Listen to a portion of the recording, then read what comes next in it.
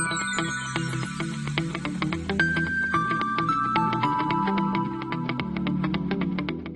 I am Hitesh Rayani, Assistant Professor at LJIT.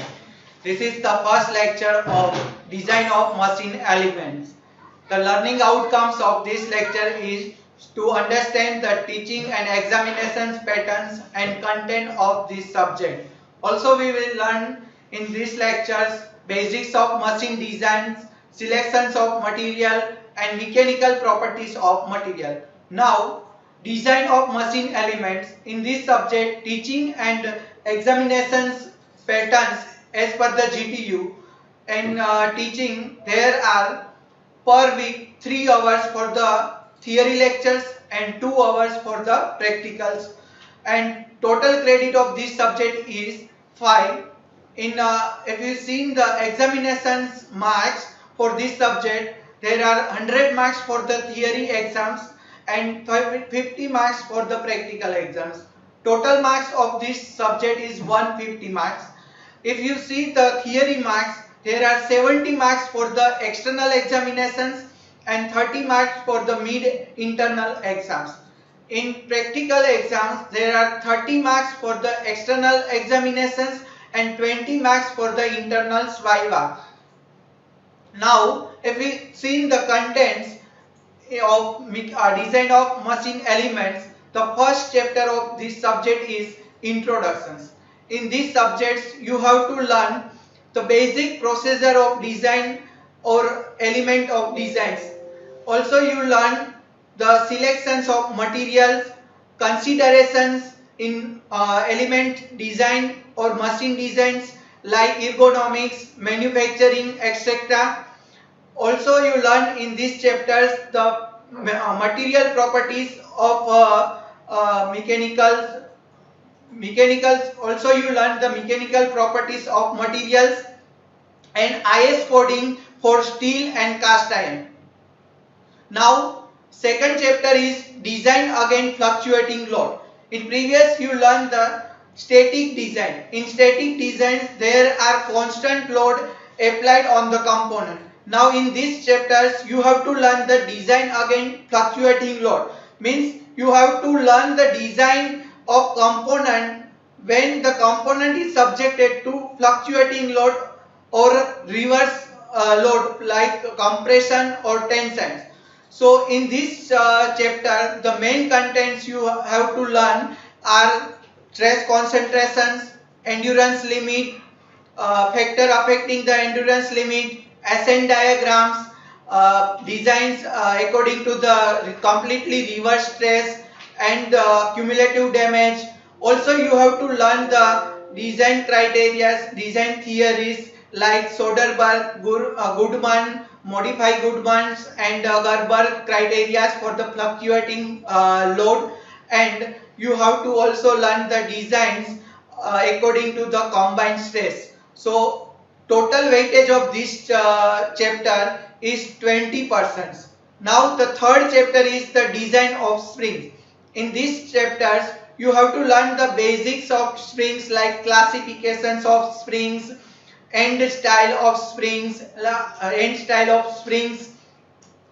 stresses and deflections produced in the springs, factors affecting in the spring designs, and also you have to learn the designs against statics and fluctuating load. Also, you have to learn the design of multi-leaf springs. So total weightage of this chapter is 15%.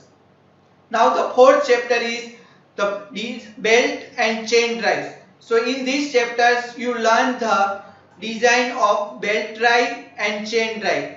In belt drive you have to learn flat belt drive and V belt drive. In flat belt drive you have to learn the basics like constructions of belt, length of the belt, power transmissions of the belt drive, maximum conditions for condition for the maximum power transmissions, tension ratio, etc. you learn in flat belt drives. Also in V belt drive you learn the basics of V belt drive like the constructions of V belt, nomenclature used in V-belt and the selections of V-belt from the catalogs. And in chain drives you learn the basics like nomenclatures and the design of chain drives. Now the fifth and last chapters in design of machine elements is pressure vessel. In these chapters you learn the thick and thin cylindrical pressure vessel as well as the spherical pressure vessel subjected to internal and external pressures.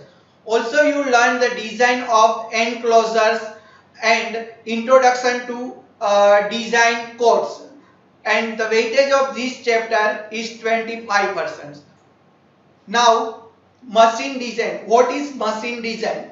So machine design is nothing but the creations of new and better designs to fulfill all the requirement under the certain constraint. So whatever the constraint, you have to consider and you have to design the component as that component fulfill all the requirement. That is nothing but the machine design. So it is nothing but the creations of new and better machines, or you can say that it is the improving of existing design. Now the better machine means what? It is more economical in overall cost of productions as well as in operational cost. So this design process is the long and time consuming. Now the classification of machine design. So classification of machine design may be classified as follow. First is the adaptive design. In adaptive designs, designer adopt the existing ones and minor modification is done on selected designs to get the better performance. That is nothing but the adaptive design. So it is nothing but the adaptations of existing design and modification on existing design to get the better performance. That is nothing but the adaptive design.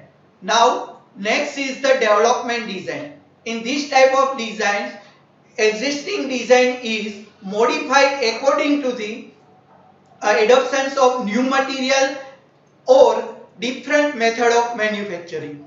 So that is nothing but the development design. Now next is the new design. It is the completely fresh designs in which we need lots of research and technical abilities and creative ideas we need for the new designs. The design depending upon the method used are classified as, first is the rational design. This type of design is based on the mathematical formulas. So it is nothing but the analytical design process. The rational designs, in rational designs, the analytical work is done to calculate the design parameters. Second is the empirical design. In empirical designs, empirical formula is used based on the past experience or practice. So it is nothing but the empirical design. So according to the past experience and practice, whatever the formula is derived, that is used to design the component, that is nothing but the empirical design. Now next is industrial design. So industrial design depends upon the production aspect. So production aspect is considered while we doing the design, that is nothing but the industrial design. Now next is the optimum design. As we know, the optimum design is the best design to fulfill the given objectives under the certain specified constraint. So it is nothing but the optimum design. Now next is the system design. So system design is the design of any mechanical systems like car, bike, etc. It is nothing but the system designs. Next is the element design. So element design is nothing but the design of element of any mechanical systems, that is nothing but the element designs like the design of piston, design of crankshaft, connecting rod, etc. are known as the element design. Next is the computer aided design. In computer aided designs, use of computer to assist the modifications, analysis of that component and the optimizations of component. Computer is used, that is nothing but the computer aided design. So computer assists the designer to creations, modifications, analysis and optimization of design, that is nothing but the computer aided designs.